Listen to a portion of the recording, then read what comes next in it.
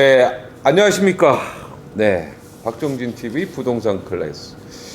오늘 주제가 뭡니까, 오늘은? 빌라가 뜨고 있다. 네. 그냥 그치? 빌라가 뜨고 있다 그러면 안 돼요. 서울 빌라가 뜨고 네, 있다. 그 수원 영통 보니까 뭐 그 대학교들이 다 쉬어가지고 지금 난리가 났어요. 지금 난리가 났어요. 맞아요, 그쪽 맞아요. 다세대 다가구는요 지금 다 난리가 났는데 네. 뭐 그죠? 근데 갑자기 오늘 주제가 서울 빌라가 뜨고 있다 그러니까 대학초는 아닌가 봐요. 그죠? 그러니까 여기서 강남권 얘기하는 빌라 거는- 가격이 5천만 원 이상 떴다면서요? 네, 그러니까 뭐냐면 네. 어찌됐건 아파트가 너무 올라서 그러니까 이제 주거에 대한 수요가 있으신 분들이 네네네. 그러니까 물론 투자 수요도 있긴 하겠지만 그래도 그 아파트가 받는 규제에 비해서는 빌라는 좀 덜하거든요.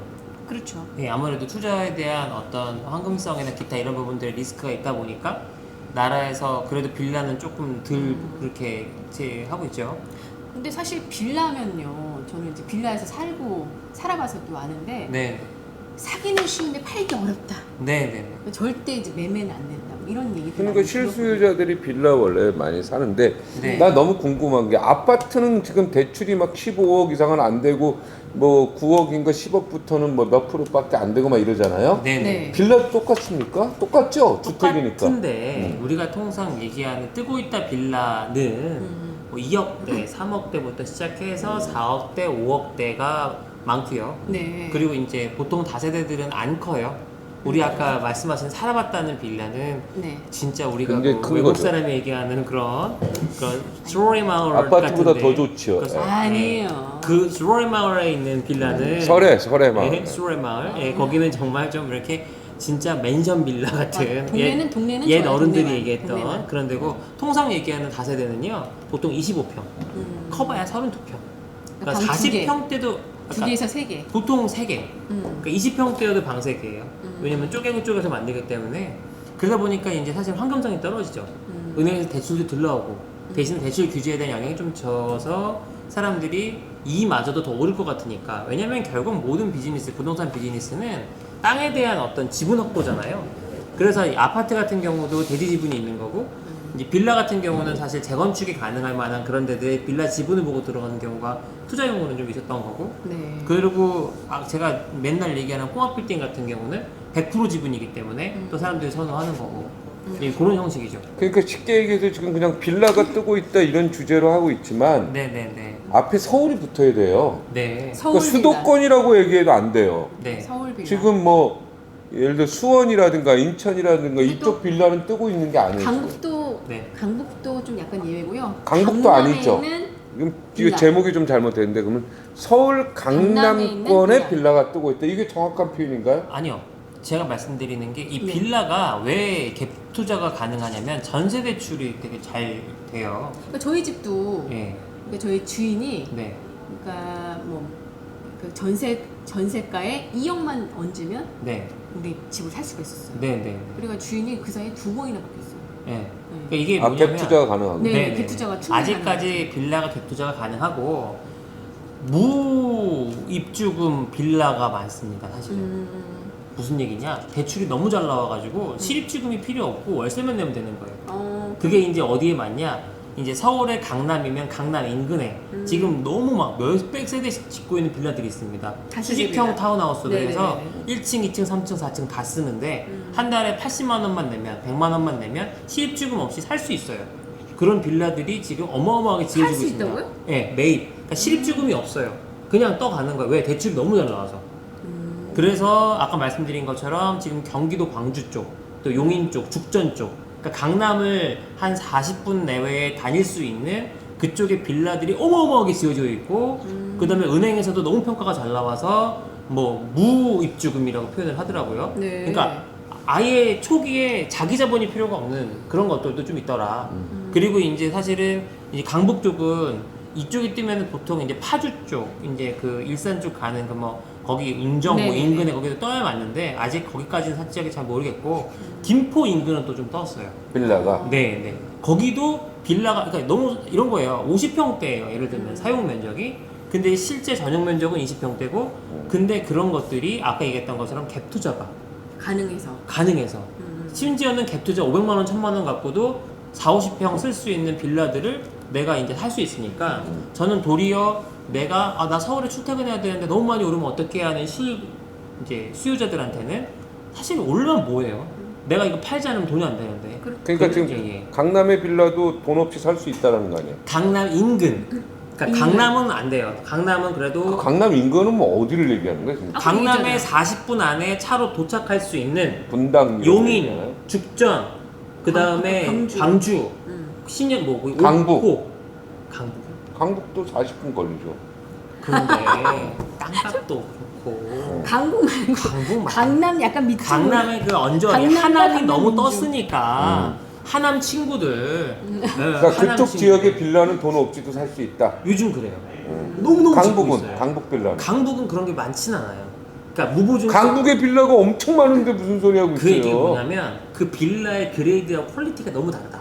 지금 새로 짓는 아니 빌라들은 그러면 엄청. 하남의 빌라랑 네. 강북의 빌라랑 무슨 차이가 무슨 그레이드가 차이가 자, 있을까? 강북에 있는 빌라들은 네. 땅값이 비싸다 보니까 새로 막 지어대는 그런 대규모의 빌라 단지들이 많진 않아요. 땅값이 비싸니까. 네. 근데 아까 얘기했던 하남 친구들은 땅값이 싸요. 그러니까 막 지어대는 거예요.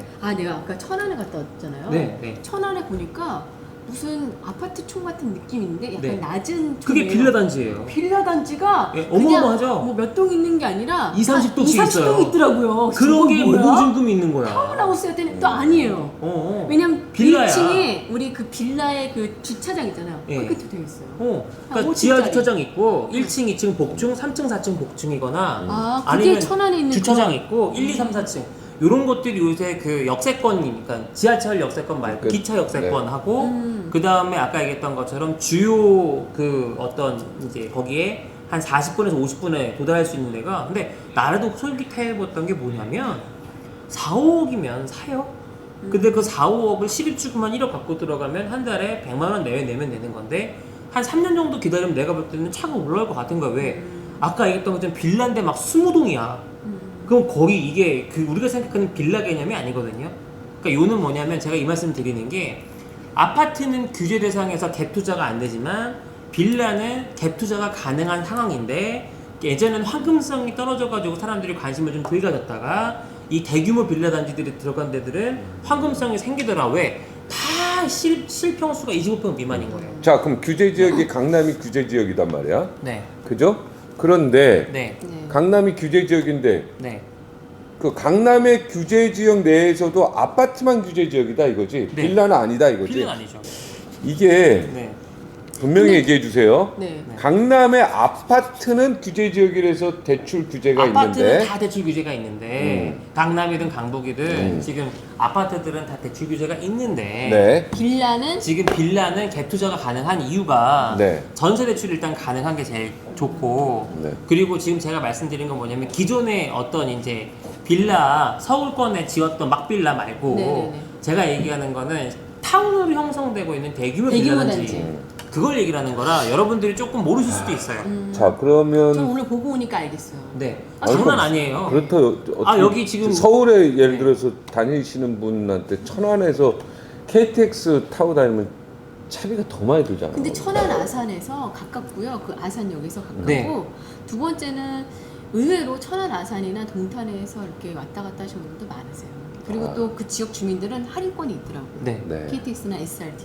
다른 것보다 저는 그 강남인 경우에 강남 자체가 어떻게 되면 좀 어렵잖아요. 왜냐면 네네. 진입 자체가 땅값이 너무 비싸니까. 네. 예, 그런 면에서는 근데 단점은 뭐예요? 단점이요? 네. 단점은 이제 이게 실제로 앞으로 이제 환금성이 좋아질 때까지 좀 기다리긴 해야 된다. 근데 제가 볼 땐 될 것 같다. 왜 그러냐? 황당한 게 너 오늘 처음 알았네. 그러니까 규제 지역은 아파트만 규제한다는 이거죠. 그러니까 네, 빌라는 대출. 얼마든지 지금 뭐 실입주금 없이도 가능하고 그러니까 강남도 뭐 그런 전세 대출 지역에 끼고 할수 있겠지. 잘 있다는 거예요. 찾으면 네, 잘 빌라는. 찾으면은 빌라는 뭐 거의 돈 없이 예. 그러니까 뭐 많은 투자를 그러니까 갭 투자의 어떤 그 전형을 할 수 있는데 왜 안 했냐? 사람들이 생각할 때 빌라는 팔 때 똥값이다 이런 게 있어요. 맞아. 근데 기존의 빌라는 그랬어요. 왜? 다 개인들이 지은 개인동이었거든요. 근데 제가 얘기하는 건 대형 타운하우스형 빌라들. 그런 한 거는 20, 30채가 막 몰려있는. 그러니까 20, 30동이면 20, 30동이 이렇게 몰려있는. 200세대, 300세대 막 이래요. 네. 그럼 거의 이게 이런 게 몇 개씩 있는 거예요. 네, 저는 아까 진짜 타운하우스인 줄 알았어요. 깜짝 놀랐죠. 네. 갑자기 빌라에 관심이 좀 네, 갑니다. 왜냐하면 대출 규제 해당이 되지 않는다는 거예요. 네, 그죠? 네, 네, 네. 근데 서울에 전세 살고 있는 분들이 많잖아요. 이런 분들이 혹시 전세 빼고 빌라를 이렇게 매입하는 게 그렇지. 요즘에 어떨까요? 아니 보세요. 그런 제가 사람들이 그 늘다는 얘기가- 거 아니야? 그 기사 보니까.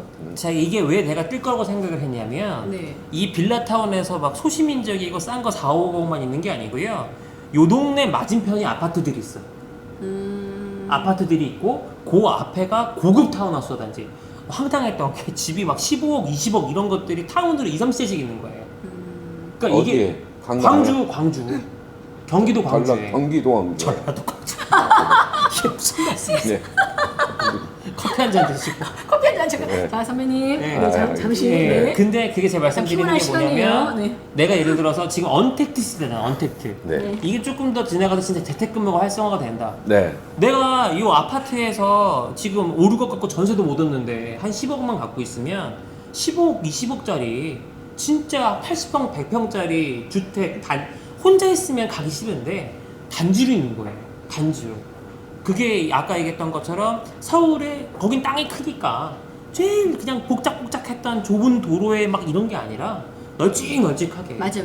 부천이나 제가 느꼈던 게 네. 부천에 가보면 저희 이제 친한 언니가 살아서 하는데 앞동과 앞동 사이가 거의 그냥 다다다다다. 붙어가지고 그런 네네네. 게 이제 가끔 10동 정도 이렇게 모여 있는 건 봤어요. 서울도 많아요, 사실. 그치, 많죠. 잠실 그 석촌동 연목동 이쪽에도 그 전부 이게 많아요. 슬럼화된데 그러니까 달라.